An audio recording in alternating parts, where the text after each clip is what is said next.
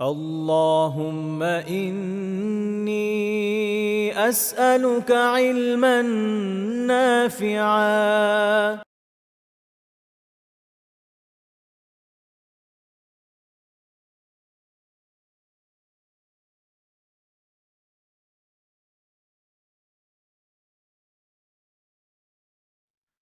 إن الحمد لله نحمده ونستعينه ونصلي على رسوله الكريم وعلى آله وصحبه أجمعين أما بعد আমরা ধারাবাহিকভাবে বেশ কিছু কবিরা গুনাহ নিয়ে আলোচনা করছিলাম এবং সেই সুবাদে আমাদের আলোচনা আলহামদুলিল্লাহ এখন পর্যন্ত যতটুকু গিয়েছে আমরা এর আগে অহংকার নিয়ে আলোচনা করেছি, অজব নিয়ে আলোচনা করেছি। এখন আমরা আলোচনা করছি রিয়া সম্পর্কে এবং রিয়া সম্পর্কিত কিছু কোরআনে আসা কিছু আয়াত এবং কিছু গুরুত্বপূর্ণ হাদিস ইতোমধ্যে আমরা আলোচনা করেছি। যারা আলহামদুলিল্লাহ আজকে অনেকে নতুন জয়েন করেছেন। অনেকে হয়তো পেছনের দার্সগুলো দেখেননি। আ চেষ্টা করবেন দেখে নিতে। তাহলে ইনশাআল্লাহ তাআলা সেখান থেকেও বেশ কিছু বিষয় শিখতে সক্ষম হবেন। তো আজকে আমরা আমাদের আলোচনা এই প্রসঙ্গে সামনে এগিয়ে নিয়ে যাব। এর আগে আমি গতদিন ৪ টা হাদিস আলোচনা করেছি। আজকে আরো বেশ কিছু হাদিস, এর সাথে প্রাসঙ্গিক বেশ কিছু হাদিস আলোচনা করব ইনশাআল্লাহ তাআলা। তো আজকে আমাদের প্রথম আলোচ্য হাদিস ইমাম আবু দাউদ রাহিমাহুল্লাহ তাআলা তার সুনানে উল্লেখ করেছেন ৪৮৮১ নম্বর হাদিস আল মুস্তাওরিদ রাদিয়াল্লাহু তাআলা আনহু তিনি বর্ণনা করছেন যে রাসূলুল্লাহ সাল্লাল্লাহু আলাইহি ওয়াসাল্লাম বলেছেন মান আকালা বিরাজুলিন মুসলিম আকলাতান ফাইন্নাল্লাহা ইউতঈমুহু মিসলাহা মিন জাহান্নাম। এই হাদিসটা আম অত্যন্ত কঠোর সতর্কবাণী সম্বলিত। যদি কেউ খুব মনোযোগ দিয়ে হাদিসটি পড়ার, বোঝার চেষ্টা করে তো ইনশাআল্লাহ তাআলা অন্তত এই একটা রোগ থেকে সে মুক্তি পাওয়ার সম্ভাবনা রয়েছে। অর্থাৎ রিয়ার যে ভয়াবহতা সেটা সে বুঝতে সক্ষম হবে একদিকে। আরেকদিকে সে একজন মুসলিম ব্যক্তির যে সম্মান মর্যাদা, অর্থাৎ একজন মুমিন মুসলিমের যে সম্মান মর্যাদা সেটা উপলব্ধি করবে। সে বুঝতে পারবে যে মুসলিমের সম্মান মর্যাদা এত বেশি আ এবং ইসলাম এই বিষয়ে এত বেশি গুরুত্ব দিয়েছে। যে বিষয়ে হয়তো আমরা অনেকেই গাফিল। এবং এটা যদি কেউ আত্মস্থ করতে পারে, বুঝতে সক্ষম হয় তাহলে আল্লাহ তাআলা তৌফিক দিলে হয়তো সে আ এমন কিছু সমস্যা থেকে উত্তরণ করতে সক্ষম হবে যে সমস্যাগুলো হয়তো সে খেয়ালও করেনি আগে। যেমন ধরেন আমাদের সমাজে আমরা দেখি যে যেকোনো মুসলিমের সাথে আমরা যেকোনো ধরনের ব্যবহার করে ফেলি অনেক সময় এবং একজন মুসলিম আরেকজন মুসলিমের ক্ষতি করতে তৎপর হয়ে থাকে। এই যে একটা অপতৎপরতা, এটার একটা কারণ তো অবশ্যই অজ্ঞতা। অনেক কারণ থাকতে পারে, তার মধ্যে একটা বড় কারণ হচ্ছে অজ্ঞতা যে একজন মুসলিমের সম্মান, তার মান-ইজ্জতের দাম কত বেশি এবং আল্লাহ তাআলা সে বিষয়ে কি ধরনের সতর্কবাণী আমাদেরকে দিয়েছেন সে সম্পর্কে যেহেতু ব্যক্তি গাফিল থাকে এজন্য তার খেয়াল থাকে না। তো এই হাদিসটি যিনি বর্ণনা করেছেন তিনি হচ্ছেন মুস্তাওরিদ ইবনু শাদ্দাদ। আচ্ছা, রাদিয়াল্লাহু তাআলা আনহু। আ তিনি বর্ণনা করছেন, আমি যদি একটু ভেঙে বলি, যে আল্লাহ রাসূল কি বলছেন? মান আকালা বিরাজুলিন মুসলিম। অর্থাৎ কোনো মুসলিম ব্যক্তির মাধ্যমে তার গীবত করার মাধ্যমে বা তার ব্যাপারে কোনো অপবাদ দেওয়ার মাধ্যমে বা তার শত্রুর কাছে তার ব্যাপারে কোনো কিছু লাগানোর মাধ্যমে, অর্থাৎ কোনো মুসলিম ব্যক্তির সম্মান মর্যাদার বিপরীত ক্রমে সে সেটাকে নষ্ট করে সে উপার্জন করছে কি? আকলাতান উকলাতান, অর্থাৎ লুকমা অথবা কিছু হইলেও খাবার। মাররাতাম মিনাল আকল। অর্থাৎ সে কিছু হলেও খাবার যদি এর মাধ্যমে উপার্জন করে থাকে। আছে না অনেক মানুষ যে অমুক এবং তমুকের বিরুদ্ধে লাগাচ্ছে অমুক এবং তমুকের কাছে। একজন মুসলিমের দুশমনের কাছে গিয়ে তার ব্যাপারে কোনো তথ্য লাগিয়ে দিচ্ছে যেটা সে হয়তো জানে। বা একজন মুসলিম গিয়ে আরেকজন মুসলিমের দুশমনের কাছে আ তার কোনো গোপন তথ্য পাচার করে দিচ্ছে এবং এইটার বিনিময়ে সে কিছু বেনিফিট পাচ্ছে। হয়তো সে গীবত করছে, হয়তো সে চুগলখড়ি করছে, অথবা কোনোটাই না, তার কাছে কোনো গচ্ছিত গোপন তথ্য ছিল সেটা লাগাচ্ছে। অথবা সে মনে করছে আমি যদি অমুকের ব্যাপারে তমুকের কাছে বলি, তাহলে তমুকের কাছে আমার একটু মান-সম্মান বাড়বে বা আমাকে একটু সে ভালো পাবে। এ কারণে হয়তো সে আমাকে একটা ভালো পদ দিবে, পদবি দিবে, ভালো একটা উপার্জন দিবে। এরকম বিভিন্ন বিষয় আমি হয়তো পাবো। তো এই চিন্তা করে সে এই কাজগুলো করে। অর্থাৎ একজন মুসলিমের মান-সম্ভ্রমের বিনিময়ে সে এই কাজ করছে যেন সে কি করতে পারে? সে কিছু সামান্য কিছু খাবার উপার্জন করতে পারে বা যদি অনেকও করে, সেটা অনেক কি করুক বা অল্পই করুক কি যায় আসে? কিন্তু কথা হচ্ছে সে যদি এই কাজটা সে করে, আল্লাহ তাআলা এর প্রতিদান কি দিবেন? আল্লাহ রাসূল বলছেন, ইন্নাল্লাহা ইউতঈমুহু মিসলাহা মিন জাহান্নাম। ওই যে যেরকম খেয়েছে ঐরকমই আল্লাহ তাআলা তাকে দিবেন কোথায়? জাহান্নামে। আলিয়াউযুবিল্লাহ। হাদিসের পরের অংশ বলছে, ওয়ামান কুসিয়া সাওবা বিরাজুলিন মুসলিম ফাইন্নাল্লাহা ইয়াকসুহু মিসলাহু মিন জাহান্নাম। একটা তো গেল হচ্ছে আহ খাবারের কথা। এখন হতে পারে যে কেউ কি করলো, এর বিনিময়ে পোশাক-আশাক নিল।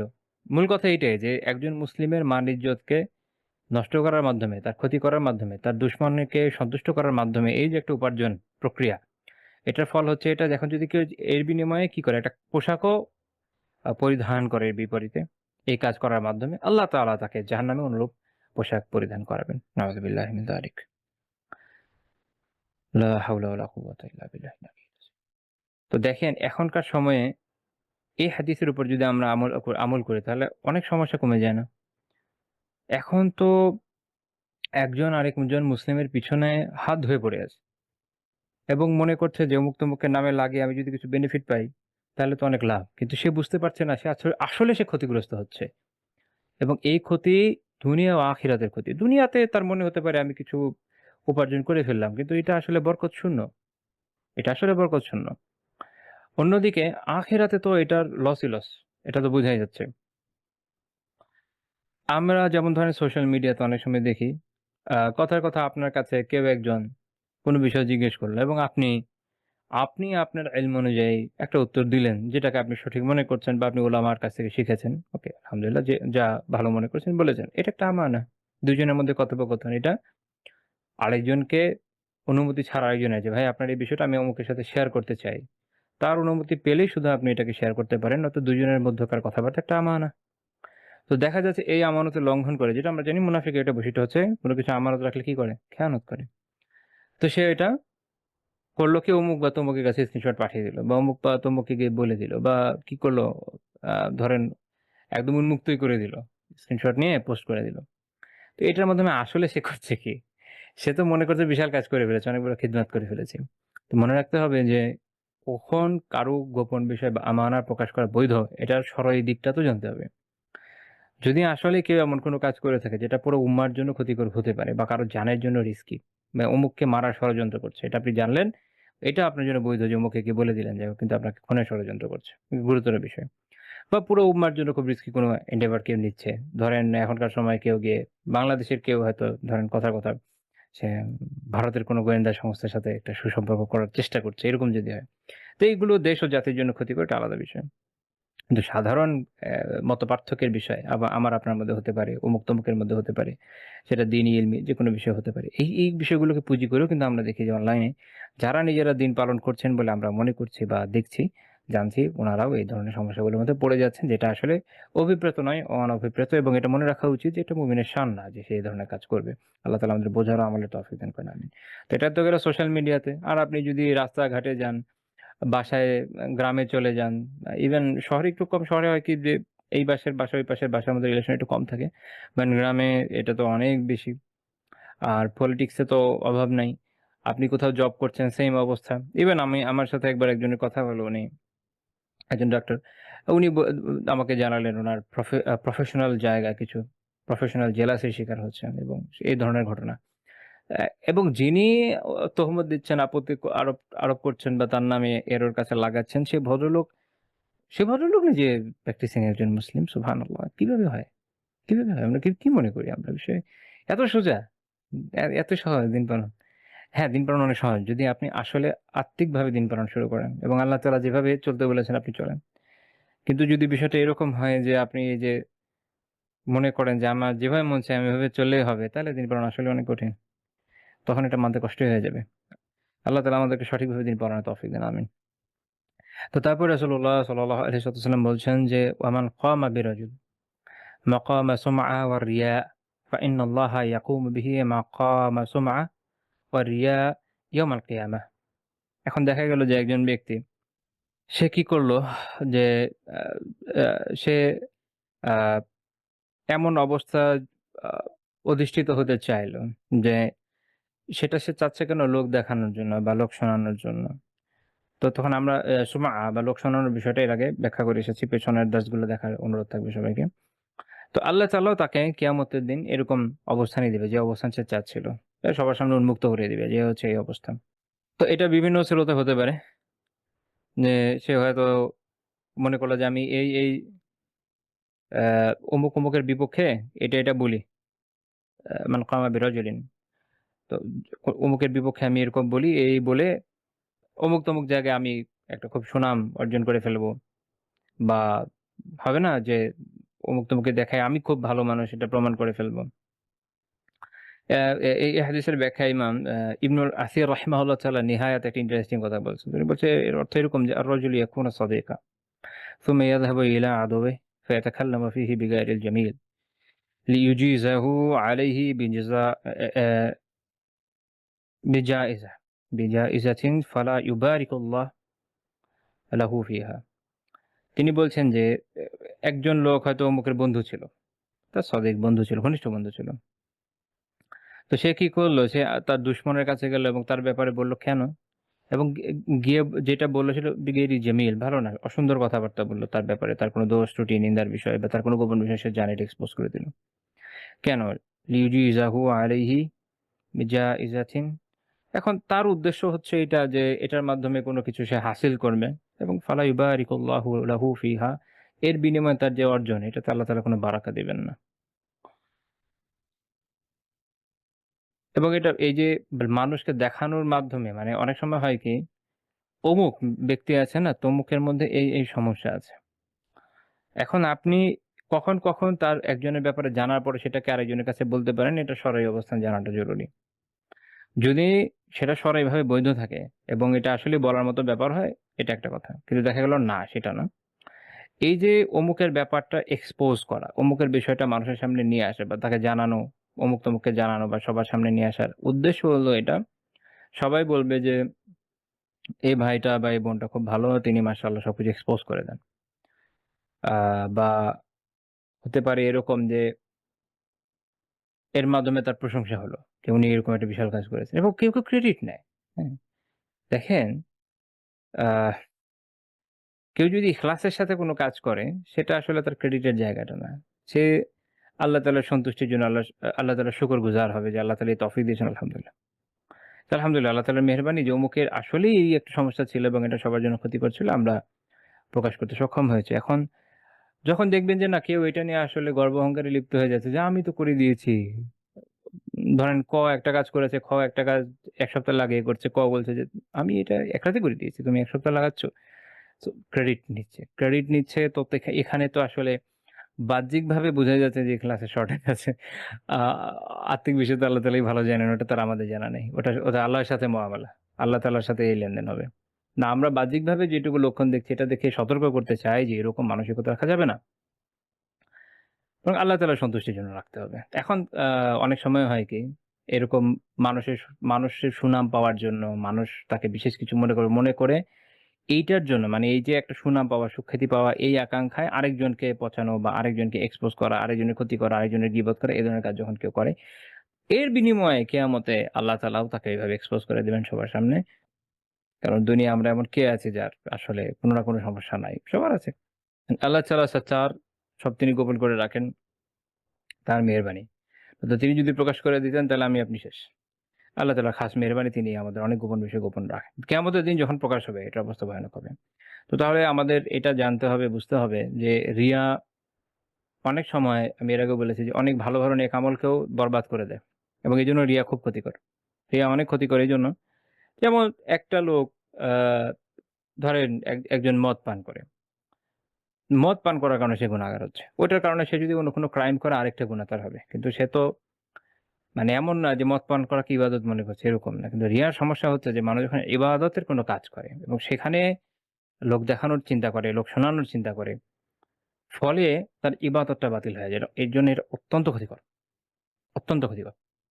ইবাদত বাতিল হয়ে যাওয়া অত্যন্ত ক্ষতিকর। এজন্য আমাদের খুব সতর্ক থাকতে হবে এবং মনে রাখতে হবে যে রিয়ার বিষয়টা এরকম না যে খালি ১ টা ২ টা জায়গায় সীমাবদ্ধ। জীবনের প্রত্যেকটা ক্ষেত্রেই যেখানে ইবাদতের বিষয় আছে, রিয়া ওখানে আসার সম্ভাবনা আছে, এবং এই কারণে আমাদের সতর্ক থাকা অত্যন্ত জরুরি। যেমন আমরা গতদিন এই বিষয়ে আপনাদের হয়তো খেয়াল আছে, আলোচনা প্রসঙ্গে বলেছিলাম যে শেখ আব্দুর রহমান বিন হাসান আল শাইখ রাহিমাহুল্লাহ তাআলা বলেছিলেন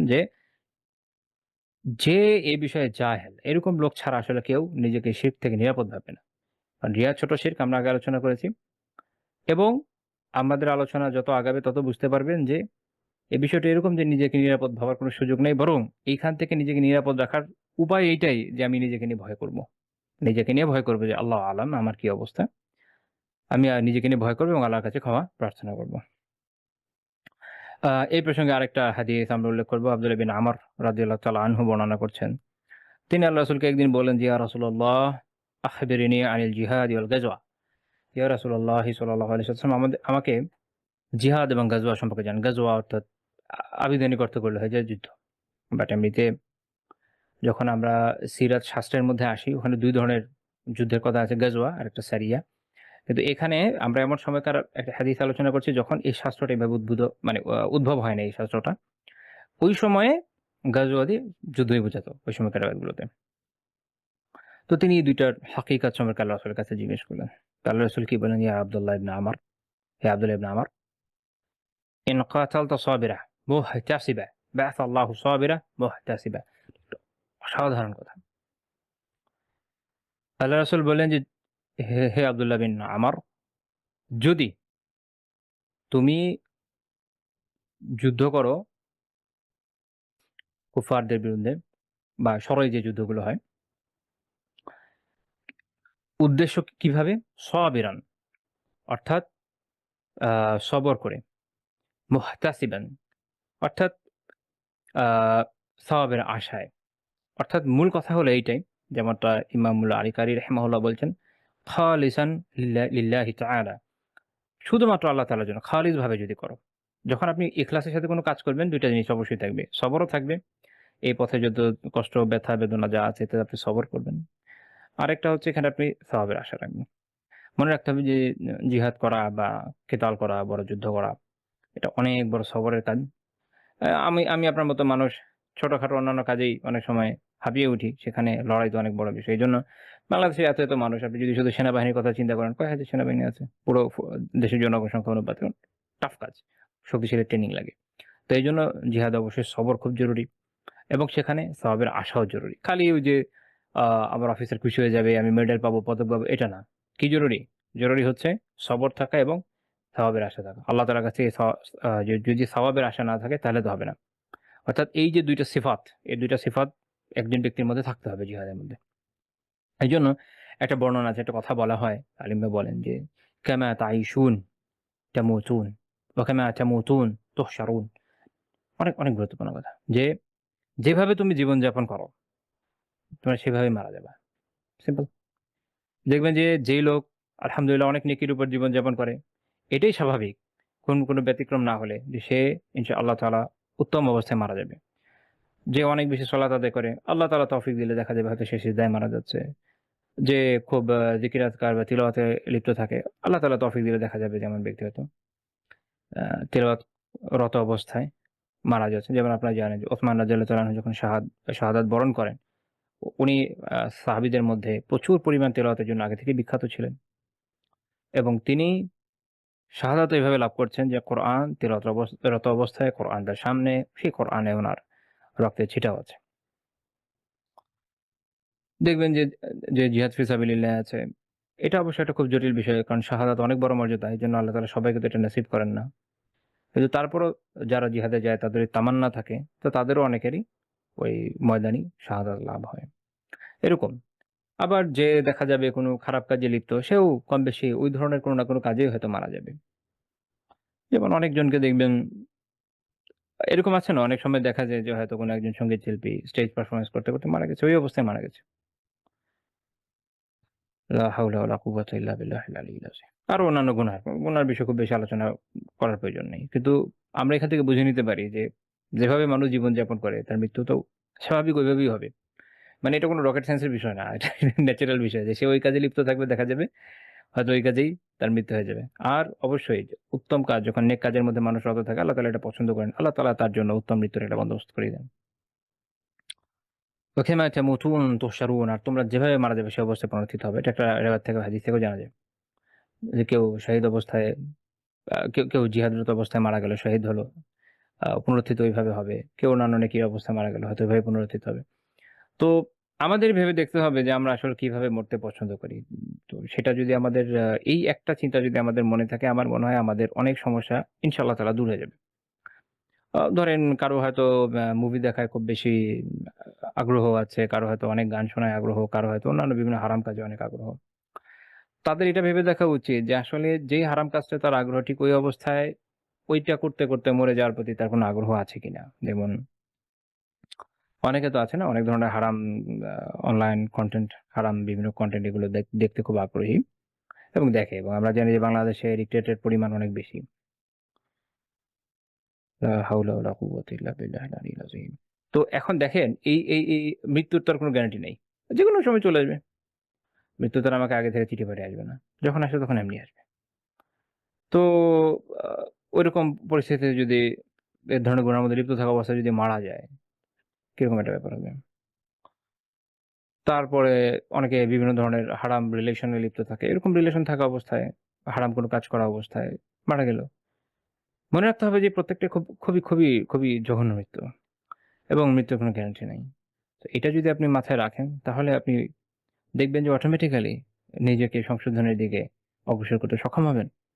তখন দেখা যাবে যে আলহামদুলিল্লাহ আপনি কোনো হালাল উপার্জন করছেন। আপনি যখন আ আ আপনি নেক আমল করছেন, হয় আপনি ৫ ওয়াক্ত সালাত আদায় করছেন জামাতের সাথে, বা মেয়েরা বাসায়। আপনি বাকি ফ্রি টাইমটা জিকির-আজকার করছেন, তিলাওয়াত করছেন, ইলম অর্জন করছেন।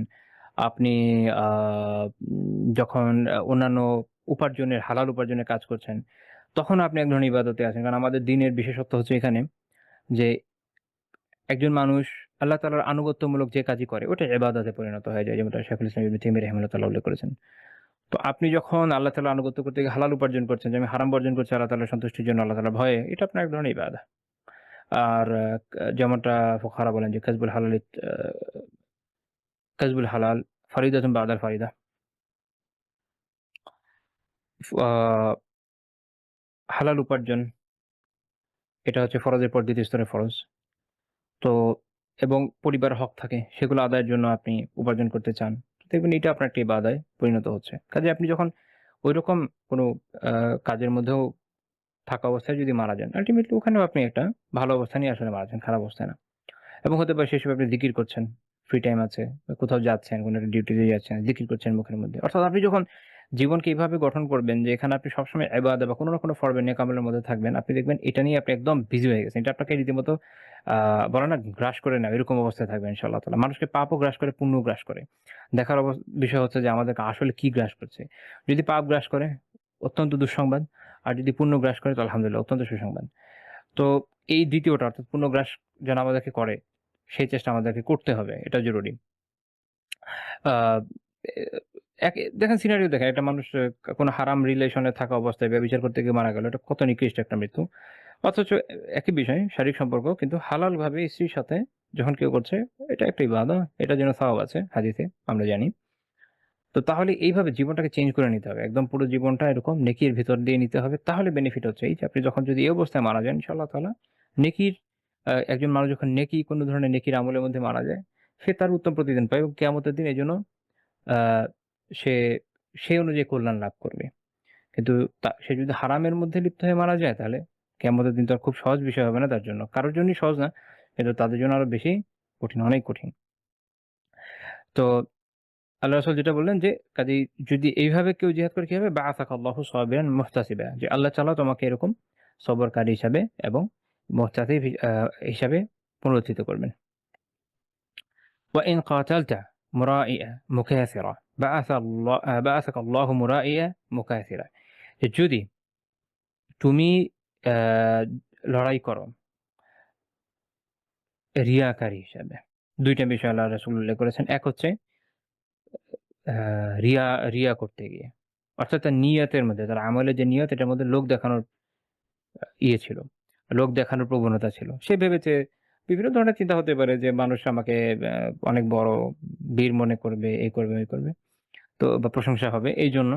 অথবা যদি এরকম হয়, যেমন কোন রেওয়ায়েতে আছে মুকায়সিরা, আবার কোন রেওয়ায়েতে আছে মুকসিরা, একই কথা। অর্থাৎ যেমন আলিম বলেন, এর মানে হচ্ছে ফি তাহসিলিল মাল, অর্থাৎ উপার্জনের জন্য, সম্পদ উপার্জনের জন্য, সম্পদ উপার্জনের জন্য। যেমন আল্লাহ তাআলা সূরা আল হাদীদে বলছেন, ই'লামু, তোমরা জেনে রাখো, আন্নামাল হায়াতুদ দুনিয়া লাইবুন ওয়া লাহু ওয়া যিনাতুন ওয়া তাফাখুরুন বাইনাকুম ওয়া তাকাসুর ফিল আমওয়ালি ওয়াল আওলাদ, যে এই যে তোমাদের দুনিয়ার জীবন, এটা ক্রিয়া কৌতুক, এটা শোভা সৌন্দর্য, তোমাদের পারস্পরিক গর্ব অহংকার, ধন সম্পদ ও সন্তান সন্ততিতে যে আধিক্যের প্রতিযোগিতা, শুধু এটাই। মানে এই দুনিয়াতে তোমাদের জীবন এটাই। তো যাই হোক, এটার আমরা তাফসীরে যাচ্ছি না। কিন্তু এখান থেকে আমরা এটা বুঝলাম যে এখানে আসলে মুকাসসিরান দিয়ে বোঝানো হয়েছে যে এরকম খুব সম্পদ অর্জন করতে চায়। ইমাম ইবনুল মালাক রাহিমাহুল্লাহ তাআলা এটার ব্যাখ্যা করছেন একটা যে মুফাখারা, অর্থাৎ আ গর্ব অহংকার হিসাবে। অর্থাৎ তুমি যদি এই জন্য লড়াই করো, একটা হচ্ছে লোক দেখানোর জন্য, একটা হচ্ছে নিজের গর্বের জন্য, অহংকারের জন্য, তখন এটার আরেকটা অর্থ হয়। যেমন ধরেন, হয়তো কেউ তাকে বলল যে আমার আমা- আমা- আমা- আমার তোমার থেকে অনেক বেশি সম্পদ আছে, লোকবল আছে, অর্থাৎ আমি এই জন্য যুদ্ধ করতে চাই, যেন মানুষ বলে যে তোমার তো অনেক বড় বাহিনী, অনেক বীরত্ব, তো এরকম গর্ব অহংকারের জন্য। আবার কেউ হয়তো, মানে এটার কয়েকটা ব্যাখ্যা আলিমদের থেকে পাওয়া যায় এই শব্দটার। তো একটা ব্যাখ্যা, দুইটা ব্যাখ্যাকে আমরা যদি একটু ডমিনেট ধরে ব্যাখ্যা করি, তাহলে এক হচ্ছে এই হতে পারে যে সে হয়তো ভাবছে যে আমি এই জন্য লড়াই করব যে আমি এই লড়াইয়ের মাধ্যমে গনিমা গনিমা অর্জন করব, প্রচুর আমার সম্পদ আসবে, অর্থাৎ তার উদ্দেশ্য হলো দুনিয়া কামাই। আরেকটা হতে পারে যে সেটাও দুনিয়া কামাই, কিন্তু দুনিয়ার গর্ব অহংকার, যে আমার অনেক বড় বাহিনী আছে। আগেকার সময় হতো কি, যে এক একটা গ্রুপ যখন যুদ্ধে জয়েন করতো, তার একটা আর সর্দার থাকতো, গোত্রপতি থাকতো, তার অধীনে অনেক লোক থাকতো। তো অন্যদের সাথে তারা গর্ব অহংকার করতো যে তোমার থেকে আমার লোকবল বেশি এবং আমার লোকেরা বেশি বীর, আমি নিজে বড় বীর। এই যেভাবে লোক দেখানোর প্রবণতা, এটার মাধ্যমে তারা আসলে লড়াইয়ের মধ্যে অনেক সময় লেগে যেত। যেমন এখনকার সময় বিভিন্ন বাহিনীর মধ্যে দেখা যায়, আপনারা জানেন হয়তো, যে বিভিন্ন দেশের সেনাবাহিনীতে আহ এক ব্রিগেড আরেক ব্রিগেডের উপর অহংকার করে, এক রেজিমেন্ট আরেক রেজিমেন্টের উপর অহংকার করে। অর্থাৎ এটা হচ্ছে তাদের, আগে তো আর গোত্র ছিল, আমাদের গোত্র নেই।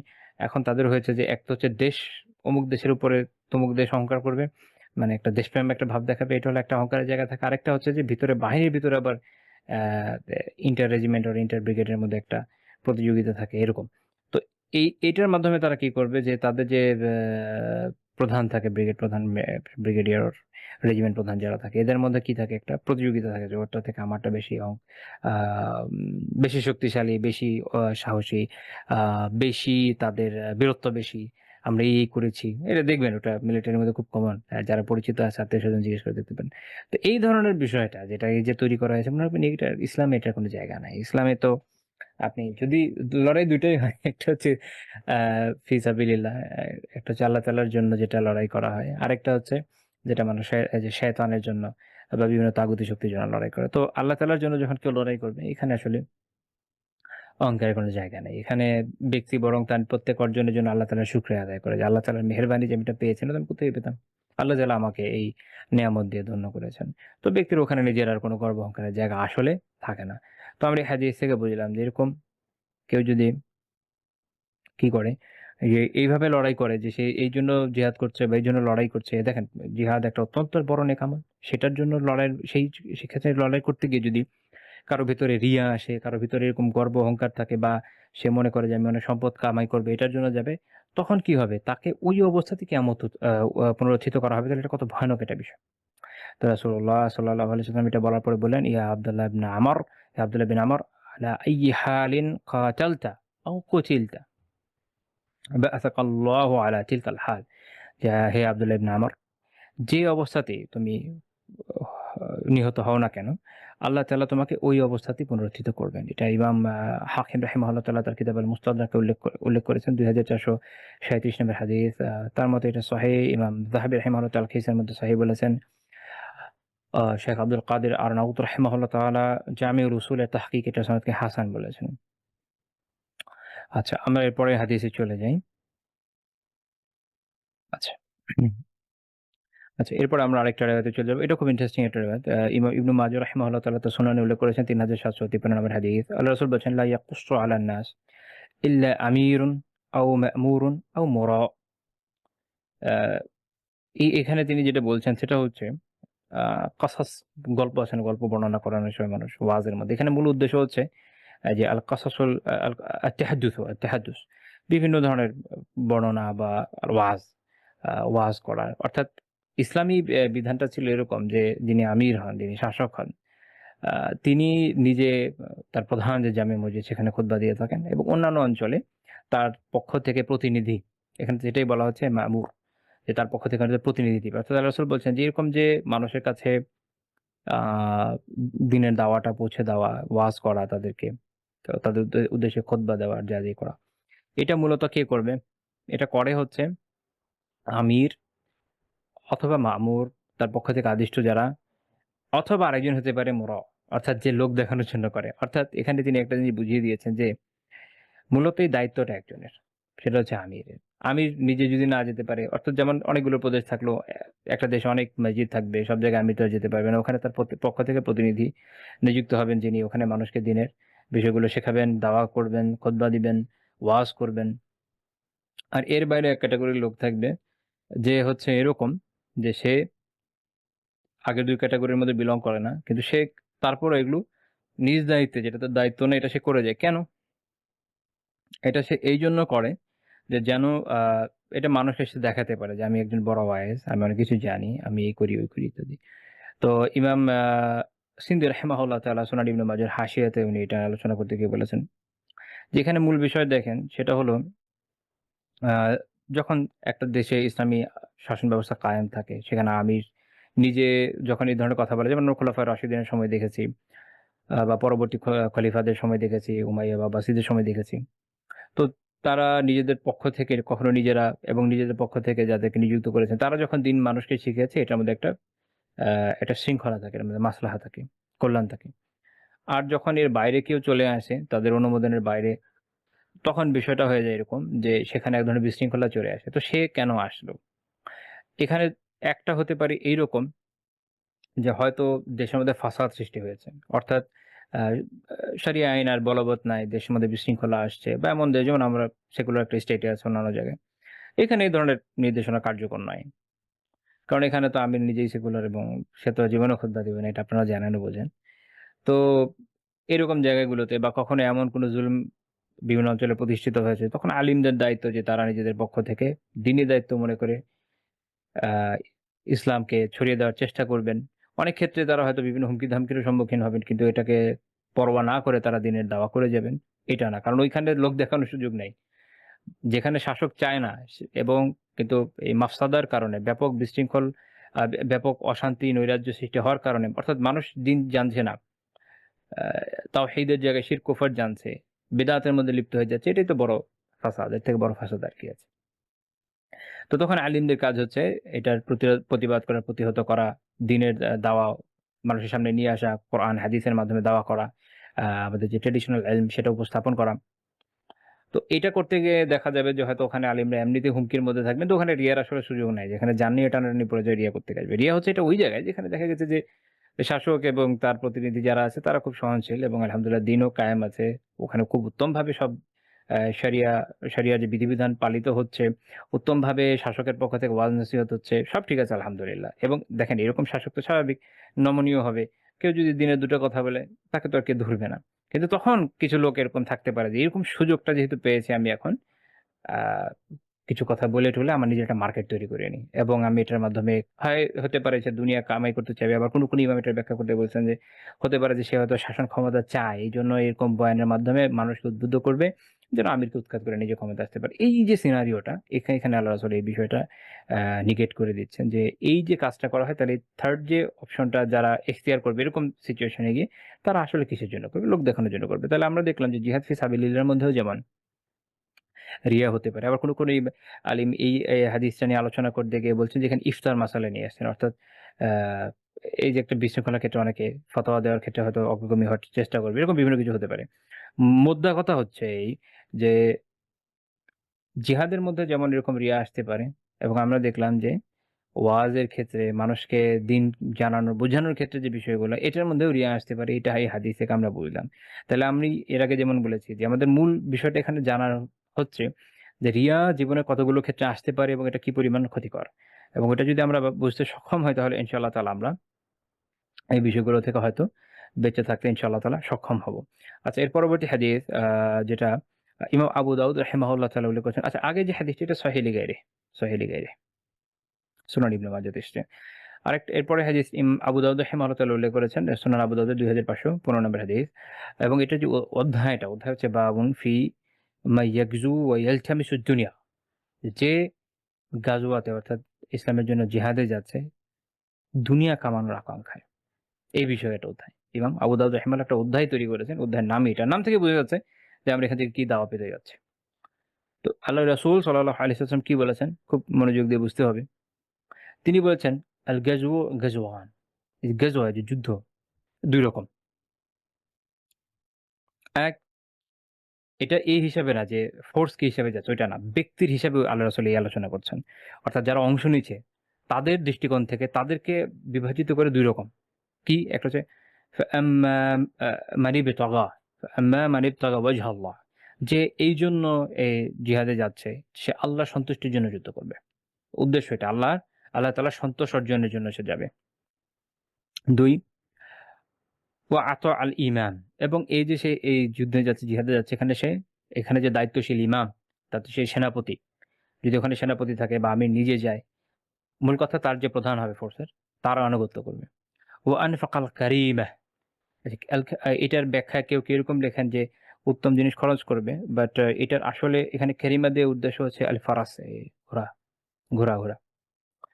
ইমাম শওকানি রাহিমাহুল্লাহ নাইলুল আওতারে বলছেন হিয়াল ফারাসুল্লাতি ইউগজা আলাইহা, যেই ঘোড়ায় চড়ে গাজওয়া করা হয়, যুদ্ধ করা হয়, এটার ঘোড়ার উদ্দেশ্য। যেমন বলা হয় যে আল কারিমান আল হজ্জ ওয়াল জিহাদ, হজ এবং জিহাদের দুইটা হচ্ছে আল কারিমা। আবার এক বর্ণনায় আছে এরকম যে খায়রুন নাস মুমিনুন বাইনা কারিমাইন, দুই কারিমার মধ্যে যে মুমিন থাকে সে হচ্ছে সর্বোত্তম মানুষের, মানে হচ্ছে যে দুই ঘোড়ার মাঝখানে জিহাদ করে আর কি। তো এই অর্থ নিলে একটা এরকম। আবার তিনি এটাও বলেছেন যে ব্যাপকভাবে এটা সম্ভাবনা আছে যে এটার এই অর্থ আসতে পারে যে আহ, যে উত্তম ভাবে যে ব্যয় করে সেটাও আসতে পারে, কোনো সমস্যা না, ওই অর্থও আসতে পারে। কিন্তু মূল কথা হচ্ছে যে যে এই যে জিহাদে এরকম নিজের উত্তম কোনো ঘোড়া দান করলো বা উত্তম ভাবে এর জন্য ব্যয় করছে সেখানে গিয়ে তার নিজের পকেট থেকে। অর্থাৎ বিষয়টা এরকম না যে আমার পকেটেও আছে আমি সবার কাছ থেকে নিতে থাকবো, এরকম না। অর্থাৎ নিজের থেকেও কন্ট্রিবিউশনের জায়গা আছে। আমরা সাহাবীদের দেখি যে ওসমান রাদিয়াল্লাহু তাআলা কিভাবে কন্ট্রিবিউট করেছেন, আব্দুর রহমান বিন আউফ রাদিয়াল্লাহু তাআলা করেছেন, আবু বকর রাদিয়াল্লাহু তাআলা করেছেন, অন্যান্য সাহাবীদের যে কন্ট্রিবিউশন গুলো এগুলো যদি আমরা দেখি তখন আমাদের জন্য এটা পরিষ্কার হয়ে যায়। তারা নিজেরও জিহাদে যাচ্ছে না, আবার আল্লাহর রাস্তায় দুই হাতে ব্যয় করছেন। আমরা অনেক সময় মনে করি যে ব্যয় করে বসে থাকবো, কিন্তু যদি কখনো সুযোগও হয় যাবো না, এটা কিন্তু নিফাকের বিষয় চলে যাবে। আবার কেউ মনে করবে আচ্ছা আমি যাবো, আমার কাছে কিন্তু কোনো টাকা দিব না, অথচ তার সামর্থ্য আছে, সেটাও এখানে এই হাদিস ইনকার করে দিচ্ছে যে উত্তম কাজ হচ্ছে এটা কি, ওয়া আনফাকাল কারিমা, সে উত্তম ভাবে ব্যয় করবে। যদি আমরা এই অর্থ নিই, ও ইয়া সারা শারিক, অর্থাৎ তার যে শারিক, তার সহকর্মী যারা আছে তাদের সাথে উত্তম থেকে উত্তম ব্যবহার করবে। কারণ এরকম একটা লড়াই যখন কেউ যায় তখন কি হয় যে আহ আমরা দেখেন অনেক সময় ভারী কোনো কিছু নিয়ে এদিক ওদিক যাওয়ার সময় আমাদের মন মেজাজ গরম হয়ে যায়। আশেপাশে যারা থাকে পরিবারের লোকজনকে নিয়ে কোথাও যাচ্ছেন, ভারী কিছু আছে, মাথা গরম হয়ে যায়, মন মেজাজ খারাপ হয়ে যায় এবং মানুষ বাজে ব্যবহার শুরু করে। কিন্তু ইসলাম আমাদেরকে এটা শেখাচ্ছে যে জিহাদের মতো কঠিন জায়গাতেও আমাদের ব্যবহার হতে হবে এরকম যেন অন্যদের জন্য আমরা সহজ করি। হয়ে আসলে শারিকা মানে যে তার তার সাথে যারা আছে তাদের সাথে কি করবে, বেলিউস তার জন্য সহজ করে দিবে। ইমাম শওকানি রাহিমাহুল্লাহ বলছেন যে সহজ করে দিবে, তার জন্য কঠিন করে দিবে না। আরেকজনকে যদি একটু ইজি করে দেওয়া যায়, আরেকজনকে একটু রেস্ট নেওয়ার সুযোগ দেওয়া যায়, বা তার বোঝা বহনে সাহায্য করা যায়, তার হয়তো খাবার নাই তাকে খাবারের ভাগ দেওয়া যায়, তার অর্থ নাই তাকে সাহায্য করা যায়, তার কারো বাসায় নিয়ে চিন্তিত আছে সে তার নিজের বাসার লোকজনকে যদি খবর পাঠিয়ে তাকে হেল্প করা যায়, ভাবে মানে বিভিন্নভাবে সহজ করে দিবে। ওইজিতানাবুল ফাসাদ, এবং ফাসাদ থেকে দূরে থাকবে। কারণ লড়াইয়ের ময়দানে মানুষের সাথে হাতে যখন আর্মস থাকে তখন মানুষ জানোয়ারে পরিণত হয়, এবং সে যে কি করতে পারে এটা দেখার জন্য আপনার ফিলিস্তিন দেখলে বুঝতে পারবেন। তো ইসলাম আমাদেরকে বিপরীতটা শিখিয়েছে যে সে কি করবে, ফাসাদ বর্জন করবে। অর্থাৎ ওই জায়গাতে যত ধরনের ফাসাদ হতে পারে, এটা অনেক আলাপ আলোচনার বিষয়, যত ধরনের ফাসাদ হতে পারে সেগুলো সে বর্জন করবে। যখন এইরকম ভাবে যাবে সে আল্লাহ তাআলার সন্তুষ্টির জন্য ইমামের আনুগত্য করে, নিজের উত্তমটা ব্যয় করে, অপরের সাথে উত্তম ব্যবহার করে, ফাসাদ বর্জন করে সে জিহাদ করবে। চিন্তা করুন কতগুলো কন্ডিশন। তখন কি হবে, ফাইন্না নাওমাহু ওয়া নুবহাহু আজরুন কুল্লাহ, তার যে ঘুম, তার যে নিশা, মানে বলতে পারেন যে ঘুম জাগরণ, তার উভয় অবস্থা কি আজরুন কুল্লু, তার পুরাটাই প্রতিদান। সুবহানাল্লাহ। অর্থাৎ সে ওই সময় জিহাদের মধ্যে ঘুমিয়ে গেছে, সে শুধু ঘুমাবে, মানুষ 24 ঘন্টা সজাগ থাকবে না, এটাতেও সে প্রতিদান পাবে। সজাগ আছে, হয়তো এদিক ওদিক নড়ছে, যুদ্ধ করছেন, বাট এটার জন্য সে প্রতিদান পাবে। প্রতিদান। তার মানে দেখেন ইখলাস কত গুরুত্বপূর্ণ, এটা শেখার বিষয়। ইখলাস কত গুরুত্বপূর্ণ, কারণ ইখলাসের সাথে বাকি সবগুলো, মানে ওই যে প্রথমে আছে না আম্মা মানি বেতাগা ওয়াজহাল্লাহ, যে আল্লাহ তাআলার সন্তুষ্টির জন্য, আল্লাহ তাআলার সন্তুষ্টি যখন চাবে বাকিগুলো অটোমেটিক্যালি পিছনে আসবে।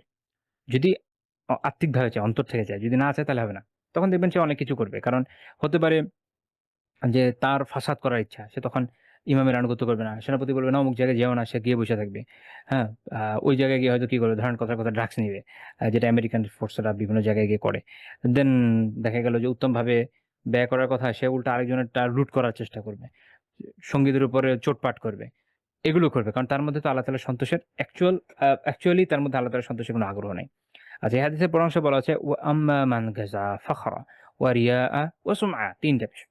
যে গর্ব অহংকারের জন্য, লোক দেখানোর জন্য, লোক শোনানোর জন্য সে গাজওয়ে যায়।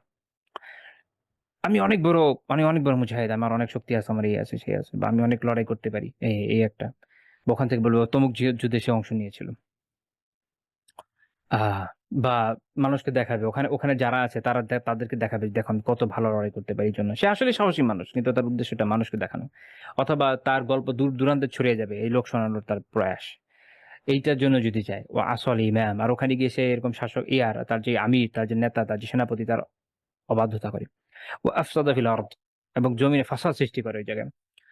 ফাইন্নাহু লাম ইয়ারজি বিল কাফাফ, তো সে সামান্য কোনো সওয়াব নিয়েও বাড়িতে প্রত্যাবর্তন করতে পারবে না জিহাদ থেকে। সামান্য কোনো সওয়াব নেই। কারণ ওখানে কি নিয়ে আসবে? সে সওয়াবের যে মূল শর্ত যেটা ছিল সেটাই তো তার মধ্যে নাই। এখন তার মধ্যে যদি মূল শর্তই না থাকে, সে কেমনে এই সওয়াবটা নিয়ে আসবে? তাই না? তো এখানে একটা গুরুত্বপূর্ণ বিষয় যে ইমাম শাওকানি রাহিমাহুল্লাহ একটা ইম্পোর্টেন্ট আলোচনা বলছেন, যদি আমি একটু বলি নাইলুল আওতার থেকে। তিনি বলছেন যে আলা আন্না তাআতা মান কানা আমিরান তাআতুন লাহু সাল্লাল্লাহু আলাইহি ওয়াসাল্লাম ওয়া তাআতুহু তাআতুন লিল্লাহি। তিনি বলছেন যে আমিরের যে আনুগত্য, যখন ইসলামী শারাইয়া আমির হবে, শরিয়ার বিধিবিধান অনুযায়ী চালাবে, এটা কেন আমি এটা বলছি এটা আমি পরে বলব।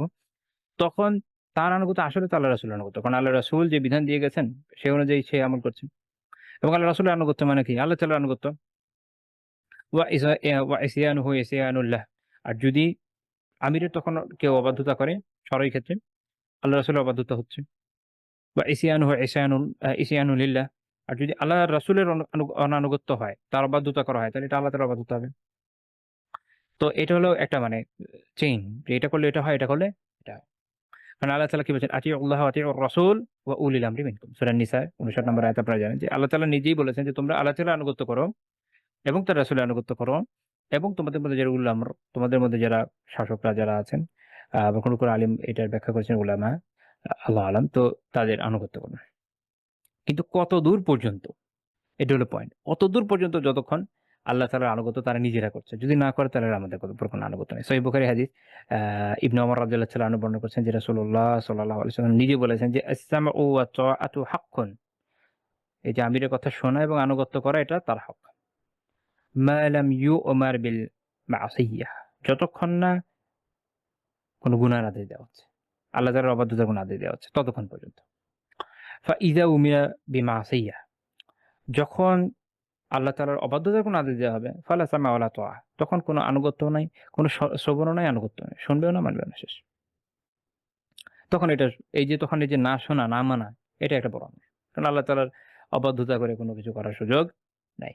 এবং সাহাবীদের জীবনে এরকম একটা ঘটনা আছে। এটা সহিহ বুখারীর একটা বর্ণনা, আপনারা হয়তো জানবেন। আলী রাদিয়াল্লাহু তাআলার একটা বর্ণনা আছে যে একবার রাসূলুল্লাহ সাল্লাল্লাহু আলাইহি ওয়াসাল্লাম একটা এরকম ফোর্স পাঠিয়েছিলেন। আল্লাহ রাসূল যে ফোর্সকে পাঠাতেন নিজে না গিয়ে, এটাকে বলতো সারিয়া। এরকম একটা সারিয়া পাঠিয়েছেন।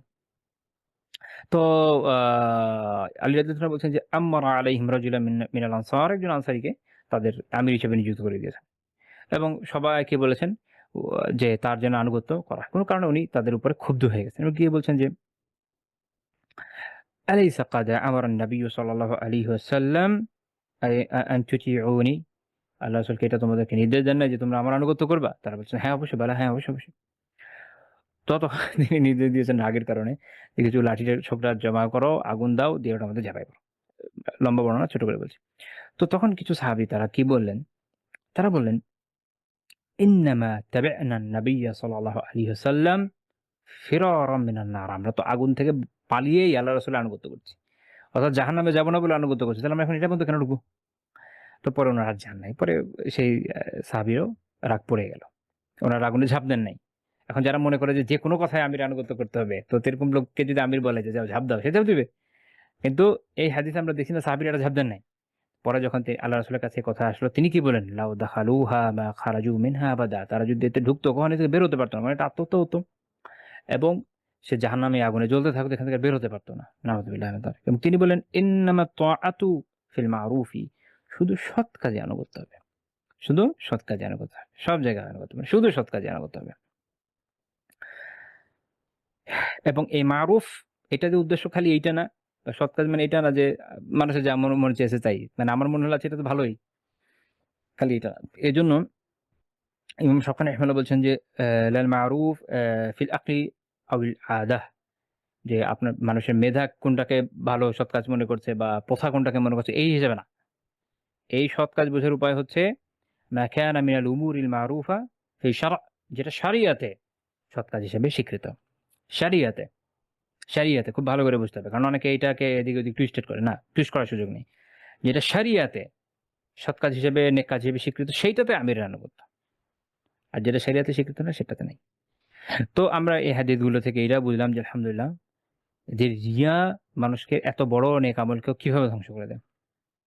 এবং এ প্রসঙ্গে একটা হাদিস উল্লেখযোগ্য, শাদ্দাদ রাদিয়াল্লাহু তাআলা আনহু বর্ণনা করছেন যে রাসূলুল্লাহ সাল্লাল্লাহু আলাইহি ওয়াসাল্লাম বলেছেন, মান সাল্লা ইউরাই ফাকাদ আশরাকা, যে লোক দেখানোর জন্য সালাত আদায় করলো সে শিরক করলো। রিয়া, কারণ রিয়া আছে, শিরক ওই শিরক না যেটা একদম কাফের হয়ে যাওয়া শিরক, ওটা ডিফারেন্ট। কিন্তু এইখানে দেখা গেল সে মসজিদে সালাত আদায় করছে, কষ্ট করে সালাত আদায় করছে, রাকাতের পর রাকাত সালাত আদায় করছে, মাশাআল্লাহ 100 200 300 রাকাত মাশাআল্লাহ, বা ধরেন 2 রাকাত মাশাআল্লাহ আধা ঘন্টা লাগায়, খুব সুন্দর। কিন্তু তার উদ্দেশ্য আল্লাহ তাআলার সন্তুষ্টি না। আপনি সালাতের মধ্যে বিভোর হয়ে গেছেন, নফল পড়ছেন, ধরেন যোহরের পরে বা মাগরিবের পরে লম্বা সময় আপনি বিভোর হয়ে গেছেন আল্লাহ তাআলার ইবাদতে, আল্লাহ তাআলার সান্নিধ্যের অনুভবে। আপনার আধা ঘন্টা 1 ঘন্টা চলে গেছে 2 রাকাতে, সুবহানাল্লাহ, খুব ভালো, কোনো সমস্যা নেই। কিন্তু আপনি এইজন্য পড়ছেন যে আশেপাশে সবাই মনে করবেন খুব ভালো মানুষ, নামাজি লোক, মাশাআল্লাহ খুব লম্বা নামাজ পড়ে, তাহলে সমস্যা। তো তখন এটা কি হচ্ছে, এই হাদিস অনুযায়ী ফাকাদ আশরাকা, সে শিরক করলো, শিরক করলো, রিয়া করলো, আমরা জানি রিয়া ছোট শিরক, সেজন্য শিরক করলো। ওয়া মান সামা ইউরাই ফাকাদ আশরাকা, যে সিয়াম এই জন্য পালন করলো যে মানুষকে দেখানোর জন্য, সেও শিরক করলো। সিয়াম এমন একটা বিষয় মানুষের নিয়তের সাথে সংযুক্ত, এটাতে সাধারণত এরকম হওয়ার কথা না, কিন্তু এটারও সুযোগ যে আছে, এটা হাদিস তার দলিল। মুল্লা আলী রাহিমাহুল্লাহ বলছেন যে হাদিস তার দলিল, যে যারা মনে করে যে সিয়ামে একদমই রিয়া হতে পারে না, সেটা যে ভুল, সেটা এই হাদিস থেকে বোঝা যায়। যেমন ধরেন রমাদানের সিয়াম আলহামদুলিল্লাহ সবাই করে, ফরজ ইবাদত, কিছু করার নেই, ওটা আলাদা কথা। কিন্তু যেটা নফলের ক্ষেত্রে একজন লোক মাশাআল্লাহ দাউদে সিয়াম পালন করছে, একদিন পরে পর একদিন পর পর, বা প্রত্যেক সোমবার বৃহস্পতিবার করছে, আইয়ামে বীজের সিয়াম যে 3টা এগুলো পালন করছে, মাশাআল্লাহ খুব ভালো, আল্লাহ তাআলার সন্তুষ্টির জন্য করছে, অনেক বড় ইবাদত। কিন্তু তার উদ্দেশ্য এটা যে মানুষ জানবে যে সে হচ্ছে রোজাদার, সবসময় রোজায় থাকে, মাশাআল্লাহ খুব ভালো ছেলে, খুব ভালো ছেলে। বিশেষ করে সামনে ভালো পাত্রী পাওয়ার সুযোগ আছে, এরকম যদি হয় সোনায় সোহাগা, না তাহলে এটা করা যাবে না, শুধুমাত্র আল্লাহ সন্তুষ্টির জন্য করতে হবে। যদি এরকম হয় যে মানুষের থেকে দুনিয়াবী কোনো উদ্দেশ্য হাসিলের জন্য করে, আল্লাহ রাসূল কি বলেছেন, ফাকাদ আশরাকা, সে শিরক করল। মান তাসাদ্দাকা ইউরাই ফাকাদ আশরাকা, যে সাদাকা করলো এরকম মানুষকে দেখানোর জন্য, সেও শিরক করল। নাউযুবিল্লাহি মিন যালিক। আল্লাহ আমাদের সবাইকে এই ধরনের রিয়া থেকে, ছোট শিরক থেকে হেফাজত করেন, আমিন। তাহলে আমরা বুঝলাম যে এই ধরনের আমলগুলো, সাদাকার বিষয়টা আমাদের কাছে পরিষ্কার, খুব বেশি ব্যাখ্যা বিশ্লেষণ দরকার নেই, কারণ সাদাকা মানে সাদাকা নিয়ে যে ধরনের রিয়া হয় এটা আমাদের কাছে অনেক পরিষ্কার, তাই তো? তো এই কাজগুলো যারা করছে প্রত্যেকটার মধ্যে শিরক, অর্থাৎ রিয়ার শিরক এর ভিতর চলে আসে। শেখ জিয়া আজমি রাহিমাহুল্লাহ তাআলা আল জামিউল কামিল এই হাদিসকে হাসান বলেছেন। এই হাদিসটি মূলত ইমাম আহমদ রাহিমাহুল্লাহ তাআলা মুসনাদে উল্লেখ করেছেন, 17140 নম্বর হাদিস। আজকের আলোচনা আমরা সর্বশেষ আরেকটা হাদিস আলোচনা করব। এই হাদিস ইমাম হাকিম রাহিমাহুল্লাহ উল্লেখ করেছেন, বাট আমি উল্লেখ করছি দিয়া মাকদিসি রাহিমাহুল্লাহর কিতাব আল আহাদিসুল মুখতারাহ থেকে। এমনিতে ইবনে আব্বাস রাদিয়াল্লাহু তাআলা থেকে এটা বর্ণনা আছে, বাট আমি যে বর্ণনাটা আনছি এটা আবু বকর সিদ্দিক রাদিয়াল্লাহু তাআলা আনহুর riwayate এসেছে। আল্লাহ রাসূল বলছেন সাল্লাল্লাহু আলাইহি ওয়াসাল্লাম, ইন্না মিনাশ শিরকি মা হুয়া আখফা মিন দাবিবিন নামরি আলা সাফা। এমনও এক ধরনের শিরক আছে, এটা এত গোপন যে মানে একদম পরিষ্কার পাথরের উপর দিয়ে যখন পিঁপড়া যায়, ওই পিঁপড়ার যে পদক্ষেপ, আপনি কি পদক্ষেপ দেখতে পান? পা কি দেখতে পান? বা কোথায়, কোথায় পা দিয়ে যাচ্ছে দেখতে পান? আমরা দেখতে পাই না। তো এরকম। আর কোনো বর্ণনাতে এটা রাতের কথাও আছে। যাই হোক। তো তাহলে পাথরের উপরে যখন এরকম পিঁপড়া যায়, তাতে এত সূক্ষ্ম পদক্ষেপ ওটা দেখাই যায় না। এরকমও শিরক আছে। এরকমও গোপনীয় শিরক আছে। সেটা কি তাহলে? সেটা হচ্ছে রিয়া। এটা বোঝানোর জন্য। দেখেন রিয়া কি পরিমাণ ভয়ানক অনেক সময় বোঝা যায় না, অনেক সময় বোঝে না। আমরা পরে ইনশাল্লাহ সালাফের কিছু আকওয়াল দেখবো, তাদের কিছু বাণী দেখবো নেক্সট ক্লাসে ইনশাল্লাহ। আমরা দেখবো যে সালাফরা বিষয়টা নিয়ে কি পরিমাণ ভয় পেয়েছেন। এটা আমাদের বুঝতে হবে যে এই যে আমরা আলোচনাগুলো করি আয়াত থেকে বা হাদিস থেকে, এগুলো কোনো শুধু থিওরিটিক্যাল আলোচনা না, এটা প্র্যাকটিক্যাল লাইফে নিয়ে আসার বিষয়। তো আবু বকর রাদিয়াল্লাহু আনহু বললেন, ইয়া রাসূলুল্লাহ ওয়া কাইফাল মানজা ওয়াল খারজু মিন যালিকা, এইটা থেকে বাঁচা, এতে বের হওয়ার উপায় কি? খুব পেরেশানির বিষয় না, চিন্তার বিষয়। কিভাবে বের হবে এটা থেকে? তাহলে রাসূল বললেন সাল্লাল্লাহু আলাইহি ওয়াসাল্লাম, আলা উখবিরুকা বিশাই ইযা কুলতাহু বারি'তা মিন কালিলিহি ওয়া কাসীরিহি। আমি কি তোমাকে এমন কিছু বলে দিব না, এটা যদি তুমি বলো তাহলে এটা অল্প বেশি যাই হোক এটা থেকে তুমি মুক্ত থাকতে পারবে। সেটা কি? এটার জন্য একটা দোয়া শিখিয়েছেন। দোয়াটা হচ্ছে, এটা আপনারা ইনশাআল্লাহ মুখস্থ করার চেষ্টা করবেন। আমি গ্রুপে দিয়ে দিব। আল্লাহুম্মা ইন্নী আউযু বিকা, যে হে আল্লাহ আমি আপনার কাছ থেকে আশ্রয় প্রার্থনা করছি। কি থেকে? মিন আন উশরিকা বিকা, যে আমি আপনার সাথে শিরক করব, এটা থেকে আশ্রয় প্রার্থনা করি।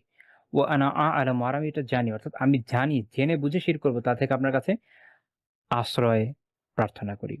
ওয়া আস্তাগফিরুকা লিমা লা আ'লামু, আর যেটা আমি জানি না সেটা থেকে আমি আপনার কাছে ক্ষমা প্রার্থনা করি। এই দোয়া যদি আমরা পড়ি তো ইনশাআল্লাহ তাআলা এর বারাকাতেও আমরা অনেক ধরনের রিয়া থেকে বেঁচে থাকতে পারব। মনে রাখবেন, দোয়ার একটা এসেন্স থাকে, এটার একটা অ্যাপ্লিকেশন থাকে। আমার এর কোনো অনুভূতি নাই, কোনো উপলব্ধি নাই, এর শিক্ষা অনুযায়ী কোনো আমল নাই, খালি মুখে আওড়াতে থাকবো, ওই দোয়া কাজে আসবে না। তো দোয়াকে কাজে রূপান্তরিত করতে হলে আত্মিকভাবে দোয়াটা করা জরুরি, মনোযোগের সাথে করা জরুরি, ইখলাসের সাথে, এখানেও ইখলাস লাগবে, ইখলাসের সাথে করা জরুরি, এবং এটা শিক্ষার উপর আমলও জরুরি। তাহলে দেখবেন ইনশাআল্লাহ তাআলা এই যে সমস্যাটা, এটা থেকে আমরা বাঁচতে সক্ষম হব। হাফিজ ইরাকি রাহিমাহুল্লাহ তাআলা তাখরিজু হাদিসি ইহইয়াতে এই হাদিসের সনদকে হাসান বলেছেন। তো আজকে আমাদের আলোচনা এই পর্যন্তই থাকছে। সুবহানাকাল্লাহুম্মা বিহামদিক লা ইলাহা ইল্লা আনতা আস্তাগফিরুকা ওয়া আতুবু ইলাইক।